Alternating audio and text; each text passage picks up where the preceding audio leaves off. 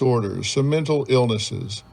And I'm talking particularly about a category called personality disorders. And I'm doing this because I get asked about this a lot. I'm going to start by talking about one of those that I get asked about probably more than any others. And on the show, I get a lot of people that throw this term around, and I'm talking about narcissism, the narcissistic personality disorder. Yes, it is a disorder, and I suppose that everybody has an ego, so certainly these things all occur on the continuum. But those that I get asked about the most are the narcissistic personality disorder and the borderline personality disorder.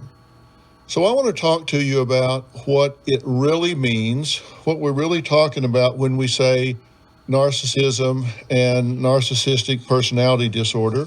And then I want to talk to you about how to live with, deal with, cope with, recognize, manage, and handle the narcissistic personality disorder. I'm going to start by just the real broad definition, because there's more than one type of narcissistic personality disorder. But we're talking about, generally speaking, a pattern of grandiosity in fantasy or behavior, a need for admiration, and a lack of empathy. So let's talk about what I just said. A pattern of grandiosity. What's that mean? Grandiosity, fancy word, but that means that people see themselves in a real exaggerated fashion. I mean, they just think they're hot stuff, right? They're a big deal. Everybody else is second class. Nobody is interesting except them, which is why you see them and hear them talking about themselves all the time. And you're just there to be an audience. You're just there to be manipulated. You're just there to be exploited. You're just there to be used. Now, when we talk about grandiosity, we're talking about in fantasy or behavior. By fantasy, we mean they don't live in the real world.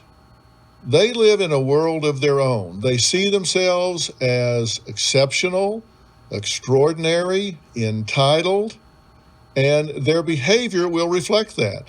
They behave as though the rules don't apply to them. They behave as though you don't have rights. They do. They behave as though everything must revolve around them. A lot of people that road rage are narcissists. They get in traffic and they expect that it's just going to open up like the Red Sea. They get on the freeway, they expect all the cars to just pull over to the shoulder and let them go through. These people don't know who they are. They don't know that they have important things to do. And so they get very upset if people don't let them run their own agenda. A need for admiration. These people need to be the center of attention. Look, everybody has a way of being in the world, right? I mean, some people come in to the room like a house of fire. Some people come in like a cool breeze. Some people are happy to just kind of drift in and kind of read the room, see what's going on. Not the narcissist. The narcissist needs to be the center of attention. And anybody else that's getting any attention is a threat. Anybody else that's getting laughs, anybody else that's getting focused on, anybody else that's of interest, we need to get rid of them, because all the attention needs to be on the narcissist. They have a really pathological need for admiration. They need people to tell them how smart they are, how interesting they are, how special they are, show them how entitled they are. And if that doesn't happen, they get very upset. They get very frustrated, and they can go on the attack. And when we say a lack of empathy, these folks just don't have the ability to stand in somebody else's shoes. Somebody might show up late to work and you say, "Oh, you're never late. What happened?" I might say, "Oh, just as I was leaving this morning, my dog got out and was hit by a car and killed my dog." what would be a normal reaction? People would go, oh my gosh, you must feel terrible. I'm so sorry. Not a narcissist. A narcissist doesn't have the ability to identify with that person's feelings. So they might say, well, you're here now. Or, what kind of dog? Well, you'll have to get another one. So anyway, what I was wanting to talk to you about, they have no ability to reflect feelings. They have no ability to identify with what that person might be experiencing at the time and be empathetic. Now, this is different from sympathetic. I'm talking about empathetic, where they can identify with that person's feelings, put themselves in their position for a minute, and understand how they might be feeling. They don't have that ability, which is why it's very difficult for them to ever have a close relationship with anybody. So we're talking about a sense of self-importance and entitlement, preoccupation with fantasies. They create this world of how special and how important they are. They believe that they're special. They believe that they're unique. They're very exploitive. They're very arrogant. So you'll see them doing something that you would think, oh my gosh, they must be embarrassed about this. They don't read the room. You might see them saying or doing something that anybody would be embarrassed to say or do, and everybody in the room's rolling their eyes. The narcissist doesn't see that because they don't read the room. They're not interested in anybody's opinion. They just want to know that they're the focus of attention, and they assume everybody thinks they're as special and unique as they think they are. Again, they're very envious of anybody else that thinks they're special or has a unique perspective or point of view. Now, understand that when we're talking about these kind of people, they're very, very difficult to get along with unless you're willing to subordinate your interest, your needs to these people at all times. And if you're not, they're going to put you in your place. To give you a better sense of what I mean, I'm going to play a clip from Dr. Phil where I describe some real-life people throughout history as well as some fictional characters that have been profiled in ways consistent with narcissism. Check it out. You've all seen Scarface, right? Remember Tony Montana, the fictional character from the movie Scarface? It was one of the best depictions of an antisocial drug lord who used violence to gain wealth. He was obsessed with himself. His cocaine-fueled paranoia jump-started his downfall. He was a subset of a malignant narcissist, and that's a subset of narcissism. Some narcissists just want all the attention. Some weaponize it, and that's what we call malignant. Adolf Hitler showed traits of paranoia, a huge need for excessive admiration. He exploited others and believed so much in his own superiority that along with a lack of empathy, he managed to kill millions of people. According to FBI profiler and criminal expert Candace DeLong, Chris Watts, we did a lot about Chris Watts, the family annihilator who was sentenced to prison for the murders of his wife Shannon and 2 young daughters. Again, a malignant narcissist. People said, well, why would he not just get a divorce instead of killing his pregnant wife and 2 innocent young daughters? Because he was so narcissistic, he didn't want that baggage. He wanted a fresh start. Narcissists don't read the room. They don't think, how's this going to play out a week from now or a month from now? They only look at it from their point of view. Remember the movie The Devil Wears Prada? Miranda Priestley? A perfect example of the narcissist, obsessed with physical appearance, cold, demanding, expected perfection, intensely critical of her employees if they fell short. Now, stop and ask yourself if you deal with people like this in your life. How often are you going to encounter somebody that is truly a narcissist? Now, there are people that, kind of think they're special and they may kind of be show-offs or whatever. A lot of people are that way sometimes. When I'm talking about a narcissistic personality disorder, I'm talking about a consistent, pattern of behavior that you'll see over and over again. Not occasionally, not they just have a day where they just kind of think they're all hot stuff. I'm talking about a pattern of behavior across time. Now, these people tend to gaslight you if you try to call them on their behavior. In fact, I always tell people that ask me about it, they say, look, I've put up with all this that I'm going to put up with. So, Doc, I'm just going to call them out. I'm just going to confront them and get in their face and let them know you're not special, you're not unique, you're taking advantage of me, and I'm not putting up with it anymore. So what do you think, Doc? Don't you think I should do that? You know what I always tell people? Don't bother. Don't bother. First off, they already know what they're doing. You're not going to tell them anything. So if you're doing that, you're doing it for you, not for them, because they're not going to change based on what you say to them. What they're going to do is gaslight you. You're going to hear a lot of statements like, you're the narcissist. I never said that. I'm not angry. I'm not taking advantage of you. I'm not that way. You're that way. Look at you. You're judging me. They're going to play the victim role and attack you, and before it's over, they're going to be in a victim role and telling you that you're the one with the problem, and trust me, they have more staying power than you do. They will never give it up. These folks don't respond to therapy very well at all. About a third of them that get into therapy, they'll get up and walk out in a rage as soon as you start to take their inventory. About a third of them will find something about the therapist they don't like, and they'll start criticizing and trying to get into a battle of wills, try to win a debate rather than learn anything.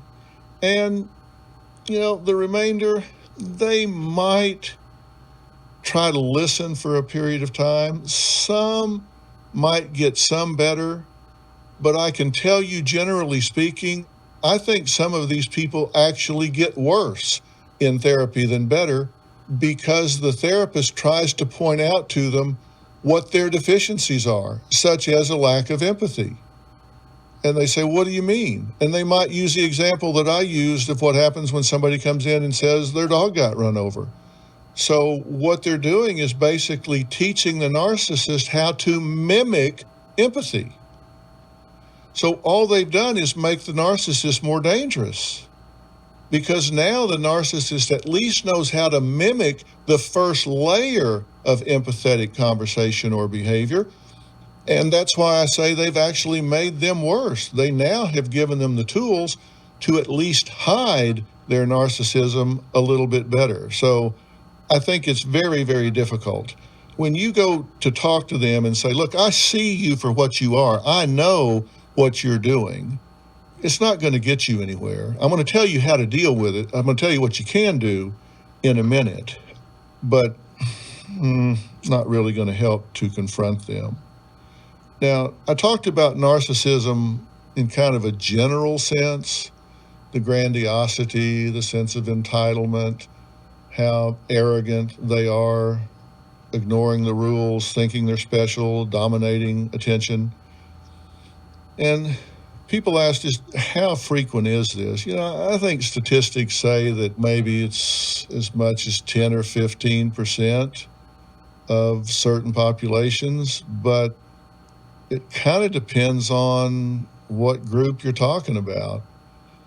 I've heard some people say if you get into certain populations like Hollywood, television, movie stars, whatever, that, maybe it's 50%, not 15%, that if somebody's got a big enough ego that they have their own TV show or they're a movie star, that it's about half. Watch it.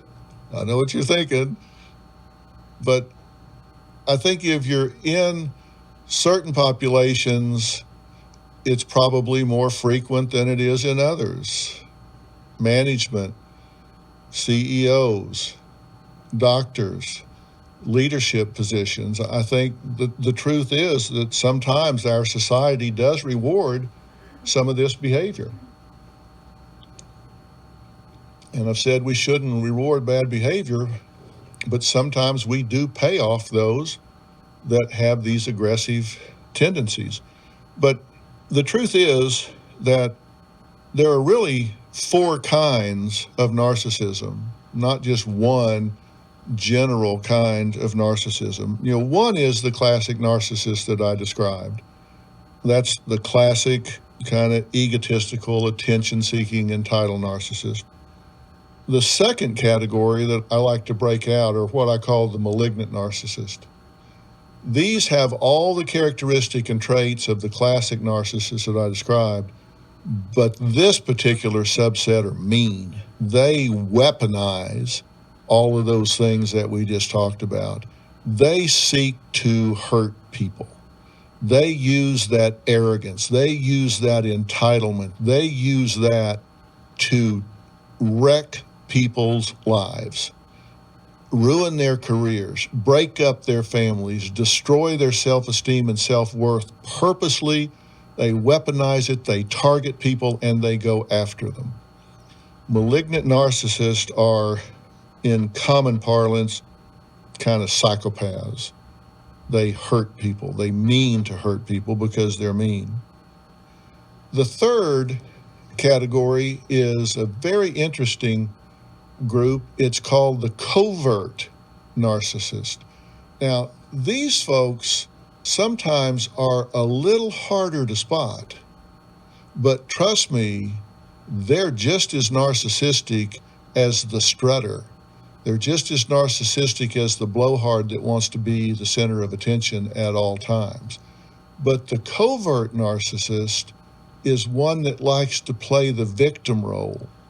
They're blamers. They're still going to have the entitlement. They're still going to expect to be the center of attention, but they're going to do it more passively. They're going to blame others for anything that goes wrong, but believe you me, they're still going to be the center of attention. They're going to take the victim role and tell you how they've been hurt, how they've been taken advantage of by management or the government or their wife or their husband. And when you listen to them, the things they're claiming are going to be, if you listen carefully, not at all encroachments on their rights, but just someone else asserting their rights. But you're going to hear them saying that they're so special, how could someone do this to them? It's just a matter of whether they're screaming it from the mountaintops or they're sitting over in a corner telling you how special they are, asking you, don't you think that I'm right about this? Don't you think? Isn't it true that they're going to be trying to think for you and put words in their mouth and control you from the bottom side up instead of the top side down? They're passive aggressive, but they still control you a lot. But if you listen and watch, all the entitlement, all of the expectations are still there. They're just much less passive about expressing it. Now, the fourth type, this is one of the ones that I guess is kind of a pet peeve of mine. And this is the communal narcissist. These are the people that, particularly in our exhibitionistic society now, where people think if they brush their teeth, they have to have a camera on them. With the internet, the communal narcissist, you always hear them and see them talking about all of the great and wonderful things that they do. They're always telling you about how they save these children, how much money they give to this cause, how they traveled to the depths of the jungle to save these dirty-faced, hungry children, how many awards they got. You'll see them at all of these charity functions. You'll see them at all of these galas, and you're always seeing them. They never find a lens, a camera, lights that they don't like. They're always up front telling you what a wonderful giver they are, how much they contribute.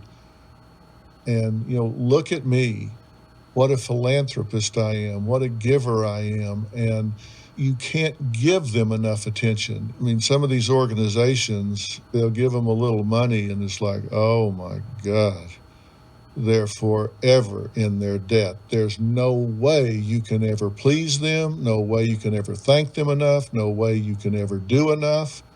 And let me tell you, it won't be long before they become offended. You can't name enough buildings after them. You can't put enough publicity out there. You can't put them at enough head tables. It's just a matter of time till you're going to offend them and they move on to the next organization. But you know these people, you see them, they're always standing there with a trophy or an award and saying, look at me. At least they do some good. I guess they do give some money or whatever.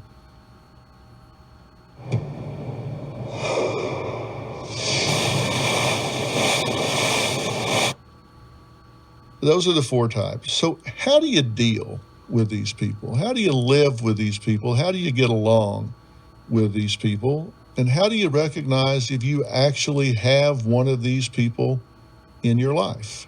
I recommend that you don't try and fix a narcissist. I've made stabs at that. I've made efforts at that. When I was a young lion and was going to heal the world, I'd take on whatever. It's above your pay grade. You're not going to do it. I'm not going to do it. Now, there are those that believe that you're not going to change a narcissist no matter what you do.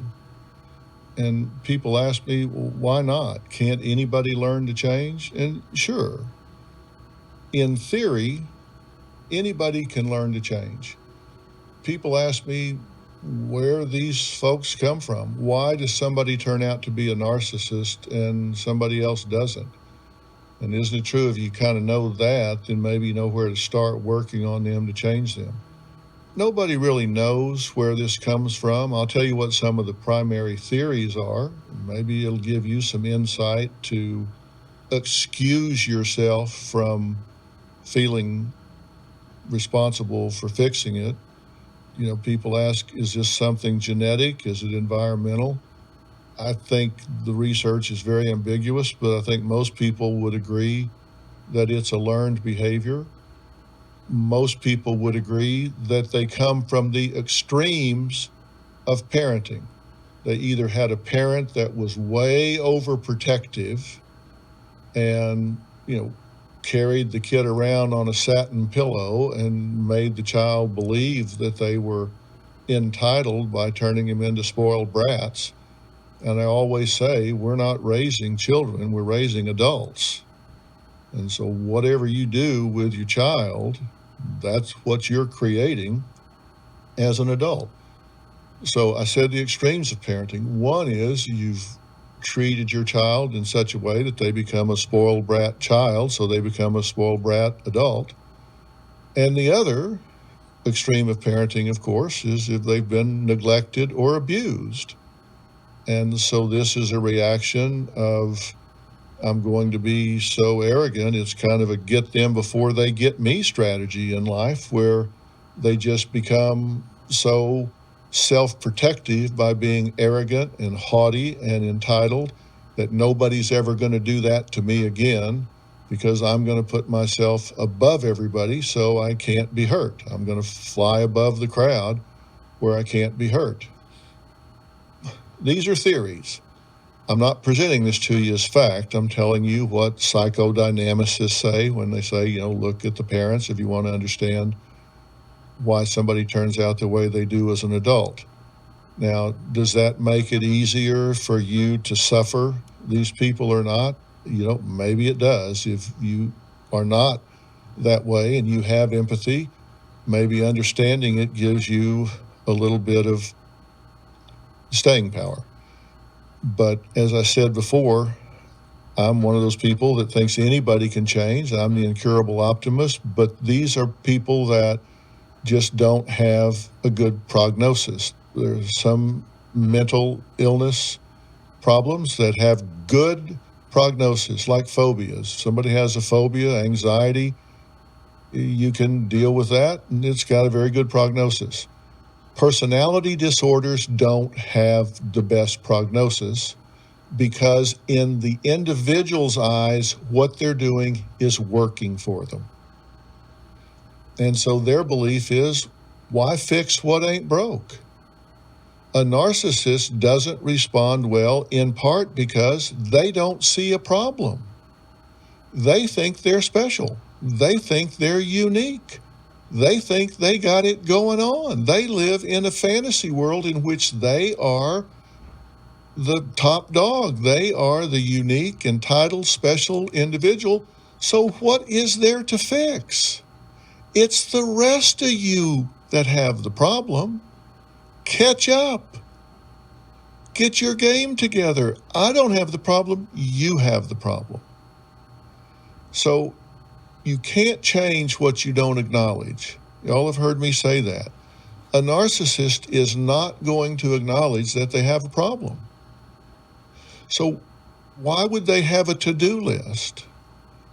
And the answer is they wouldn't. They don't.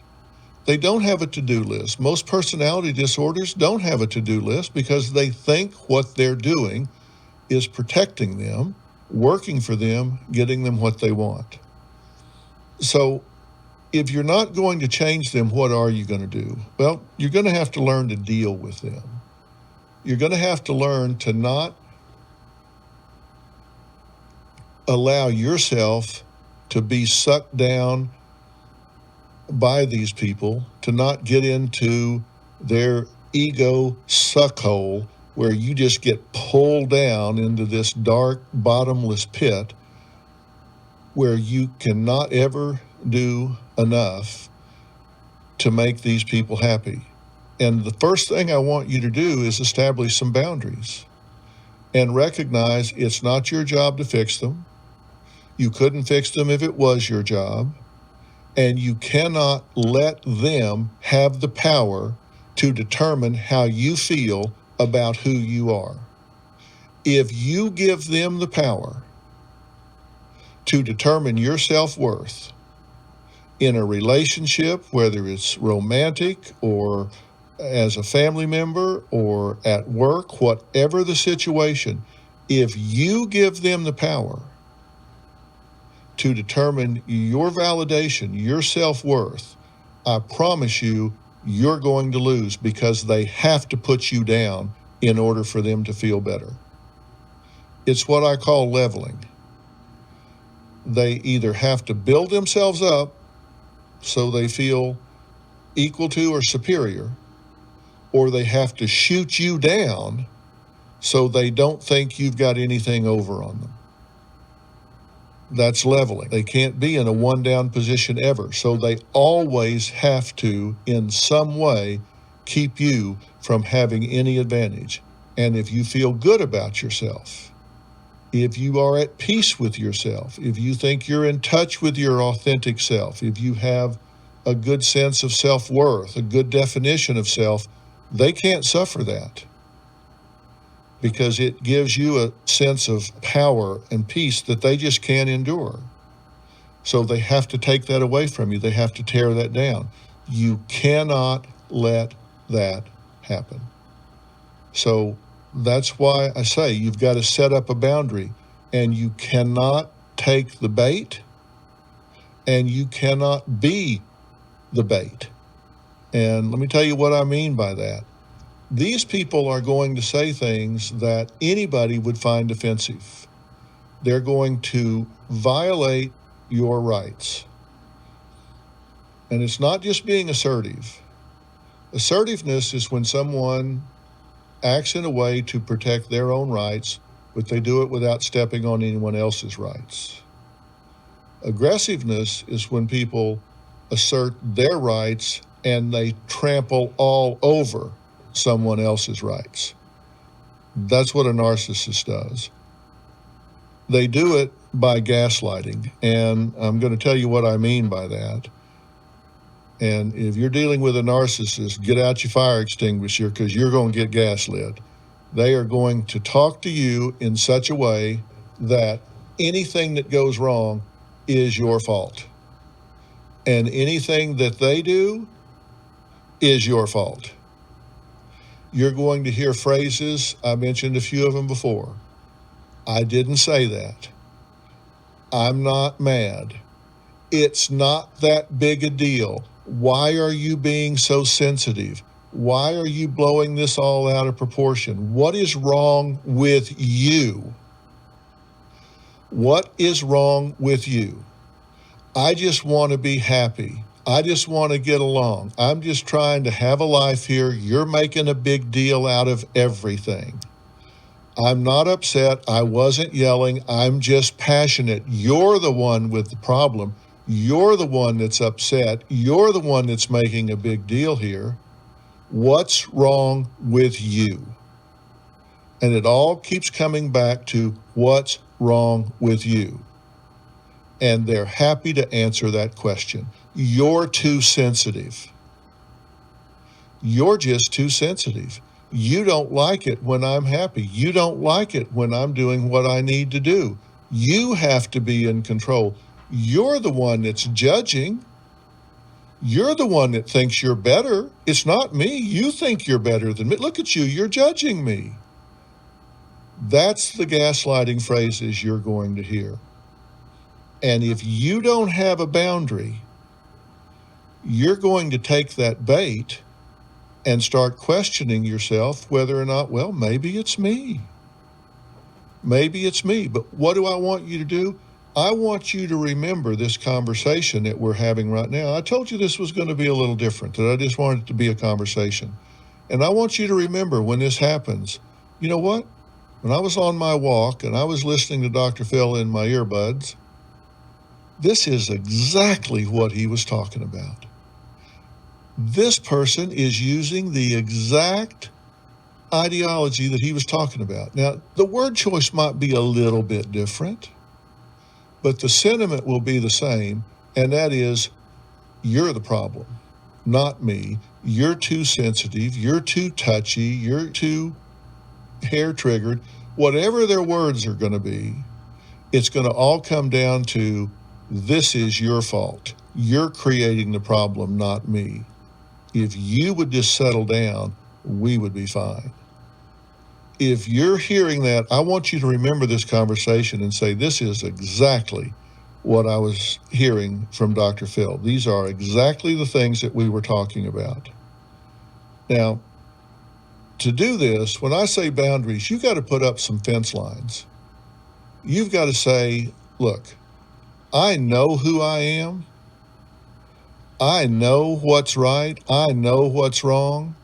And, this is like you hear sometimes how interrogators will get somebody in a interrogation room and hotbox them. That's what a narcissist will do when they start gaslighting you. An interrogator will get a suspect in a room and they'll just pound on him and pound on him and pound on him until they coerce a confession out of him. And that's what a narcissist will do. They will hotbox you and pound on you and pound on you and pound on you until finally you say, okay, fine, I'm sorry. And that's all they need, is to get you to take one step back. And then they just trample you. And the next time it comes up, they'll say, you apologized for this once. And here you are doing it again. That's why I say you've got to have fence lines, and you have to be willing to walk away. You've got to be willing to turn on your heel and say, enough is enough and too much is too much, and I'm not going to take this browbeating. I'm going to turn around and walk away. Now, what's going to happen when you turn around and walk away? I've said, I don't want you confronting a narcissist because A, they're not going to change when you do, and B, you think you're going to vent and feel better. No, you're not. You're just going to go through this most frustrating circular exercise you've ever been through in your life, and you're not going to feel better. So I'm just trying to save you that frustrating experience. So what have I said? I've said, own your own feelings. Don't give them your power. I've said, don't take the bait. And I've said you have to have boundaries. Now, I want to talk about a different kind of boundary, and that's setting up a fence line. There's a boundary where you say, you don't get to tell me how I feel about myself. And you don't ever want to use those words. You don't ever want to tell a narcissist, you make me feel bad about myself, because that's not true. They may do things that you react to. They may make it easier for you to respond, but you got to own your own feelings. That's one kind of boundary where you keep your power. Another kind of boundary is recognizing that they only respond to action, not words. Let's talk about an example. Let's say you're in the workplace, you're dealing with a narcissist, and they are abusing or harassing you. Maybe it's sexual. Maybe they're taking credit for work that you did. Maybe they're just bullying you and making fun of you in front of other people or whatever, making you the butt of jokes, whatever. You don't ever want to bluff with a narcissist. If you tell them, I need you to stop doing this, and if you don't stop doing it, I'm going to HR, I'm filing a formal report, and I'm going to have an investigation initiated, and we'll see what happens. Don't say that if you're not ready to do it. Because if someone is making provocative comments to you, if they're making rude insinuations with sexual connotations that make you uncomfortable, and you say, I don't want you to do that anymore. You need to stop talking to me that way. And if you don't, I'm going to report it. The next time they open their mouth and say something like that, you need to stand up and walk into the HR office or your supervisor's office, and you need to file the report. Don't tell them you're going to do something that you're not going to do. Because the only thing they understand is action. Then understand the gaslighting starts, they're going to go into, well, it's not me, it's her. She, blah, blah, blah, blah, blah, blah. Understand that. But when you say you're going to do it, you absolutely have to take action. If you're married to a narcissist, if you're engaged to a narcissist, if you're dating a narcissist and they're being exploitive, and you say enough is enough, if you do that to me again, if you show up an hour late again, if you embarrass me in a restaurant again, if you do this again, then you have to understand not everybody you lose is a loss, and you need to be willing to get up and walk away. But don't say you are if you're not going to. Do not bluff with a narcissist, because all it does is throw gas on the fire. You don't want to do that. So you need to set up boundaries in terms of keeping your own power and owning your own emotions.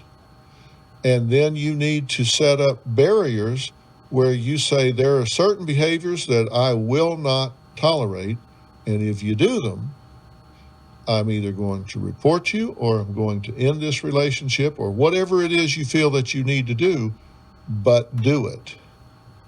Don't say it until you're ready to do it, because that's what they understand.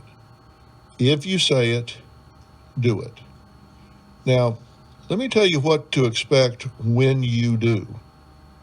Anytime an abuser loses control, and narcissists are abusers, anytime they feel control slipping away, you're going to get what you call a frustration effect. And that means it's going to ramp up. That's why the vast majority of serious injuries and murders happen after an individual leaves an abusive relationship. Not while they're in the relationship, but in the short period of time after they leave their abuser. Now, why is that? Well, because the number one tool of the abuser is isolation, and they love control. And when they lose that control, they panic and they ratchet up all of their control efforts to try to regain that. That's the frustration effect. They get desperate, and desperate people do desperate things. So when you do this with a narcissist, expect they're going to ramp it up. And if you know that in advance, you know what's going to happen, just expect it. It's usually followed by what we call the extinction effect. They ramp it up, that's the frustration effect, but then when it doesn't work, it extinguishes. Because these people do not have confidence. They do not have staying power. And when they see that their best efforts to regain control don't work, then you will see that it extinguishes and the behavior goes away. You just have to say what you're going to do it, expect them to react, but stand your ground. Now, let me tell you, leading up to this, a narcissist is going to make you promises. Oh, you're right. I'll never do it again. I'll never do it again. I'll do better. I'll change what I'm doing. If their lips are moving, they're lying. Seeing is believing. It doesn't matter what they say. It only matters what they do. So you got to be like you were born in the center of Missouri. Show me. Is to act like you're from the show me state. You're dealing with them. It makes no difference what they say. It matters what they do. You got to turn a deaf ear and just say, show me. If they say, I'm not going to embarrass you in a crowd again, I'm not going to show up late again because I think time is suspended for me because I'm so special and I can travel 15 miles in 1.2 minutes when it takes everybody else 30 minutes, and whatever. They're not going to be rude to your mother when they get over there. They're not going to just dominate the conversation and not let anybody else speak. All the things that you have said, I'm not going to put up with anymore. It doesn't matter what they say. It's what they do. That's what you have to focus on, what they do. Now, it's also very important that you have someone that you can talk to. Surround yourself with people that know you, people that love you, people that can validate you. Because the onslaught you get when you're living with, dealing with, working with, married to, trapped by a narcissist can be overwhelming. These people are relentless. They just don't give it up. And you withstanding that onslaught alone can be very difficult. Give your feelings a voice. You have to go check in with somebody that you know has your best interest at heart. And if you don't have a therapist, if you don't have a pastor or a priest, talk to your best friend. Talk to your mother. Go to a support group. Have somebody so you're not alone.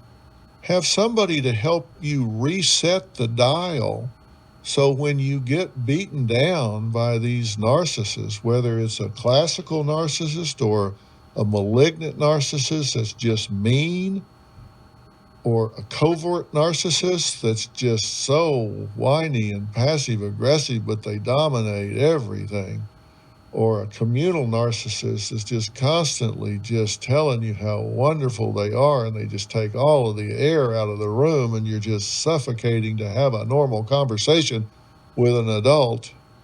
Have somebody that cares about you, somebody you can talk to. And the best way to get what you need is to give away what you need. Be there for somebody else. It will fill you up, and I promise you, it comes back in multiples. So, what am I saying here? I'm saying that there's a personality type out there called narcissistic personality disorder. These aren't people that are just kind of nuanced. These aren't people that just, they're just kind of different. These people are sick. They have a mental illness. And it's a mental illness that causes them to prey upon other people. They prey on their self-esteem, they prey on their self-worth, they prey on their relationships, they prey on their careers. They prey on their very life energy. And I don't know if it's just me or it's just that because of the internet, we just see into more people's lives. But it does seem to me that it's just more prevalent than it used to be. And maybe it's just because we just see it more. When I was growing up, coming through high school and college in the 60s and 70s, we didn't have the internet. So I didn't know what somebody was doing in the town down the road. I didn't know what was happening in New York or Denver or Kansas City or hell in the next town over. But now somebody sneezes in Denver and everybody knows about it in Beijing. Maybe we're just seeing it more. But I want you to know what's out there. I don't want you to be naive. And if you're one of these people, if you have a narcissistic personality disorder, then I'm certain that I'm not talking to you. You wouldn't possibly recognize I'm talking to you. It couldn't possibly be you. It would have to be somebody else, right? But I want you to know the kind of personalities that are out there, because sometimes you get to thinking, it's just you. Or maybe it's just the way somebody is. Well, maybe just the way they are is sick. Maybe they have a mental illness and you haven't recognized it and you've let it get to you. I've said there's nothing you can do to fix them, but at least if you're aware that it's them and not you, you can heed some of my suggestions here. Keep your power. Set up your fence lines. Recognize that there comes a time when you have to recognize that not everybody you lose is a loss. And know that it's not your job to fix them. Don't think you're going to vent and tell them off and feel better, because that's not how it works with them. They got more staying power than you do because they've committed their life to this and you haven't. I tell you, the reason these people can be so effective sometimes, and the reason they sneak up on you, is because you're just too healthy. You're just too healthy. I've said this before, but I'll never forget it. I was interviewing some people once, and this was way back when I was in graduate school, and I was talking to some criminals at the jail. I was talking to some muggers and was just asking them, how are you so bold to just walk up to somebody and just hit them in the head and take their money? Aren't you afraid you're going to get punched out or you're going to walk up on the wrong guy? And they said something really interesting to me. They said, no, I'll tell you why. Because they don't think like we do. And when we walk up to them and we say, hey, have you got the time? Their reflex is to look down at their watch on their wrist. And that gives us that split second to hit them in the head. And you know why they do that? Because their mind can't go to that dark place where we live. They don't think that this person could actually be asking me that question to get an advantage over me, to get me to look away so they can hit me. They're so naive, they don't think that way. They don't think evil like we do. And it's that 2 or 3 seconds that their healthy mind has to adjust to our dark place that gives us that advantage. And what they were saying is, people are too healthy. Their mind doesn't go to a dark place, and it takes them a while to get there, and it's that gap that lets us in to take advantage. And it's that way sometimes when you're dealing with these personality disorders. You don't recognize what they're doing because your mind just can't conceive it. You can't conceive that somebody would dedicate their life to exploiting other people, that they would lie to you, that they would exploit you, that they would demean you just for entertainment, just to make themselves feel better. You think, why would somebody do that? And the reason you don't get it is because you're too healthy. And while you're stuck in the healthy zone, they sneak up on you. And I'm not trying to get you to be unhealthy. I'm just trying to get you to be aware that there are people out there that are. And if I can heighten your awareness, if I can get you to see them coming or recognize when they're in the room, then you can be on guard and protect yourself and those that you love. Now, I could talk all year about narcissists, things not to do, how to spot them. We can talk more about this, and if that's what you would like, just let me know and we can speak more about it. But I'm going to progress through some of these personality disorders. Borderline personality is very interesting. I get a lot of people asking about that. I'll talk about that soon. And if you have questions, just go to the website, drfillintheblanks.com, and put your questions there, and I'll answer them at the beginning of the next one of these that we talk about. So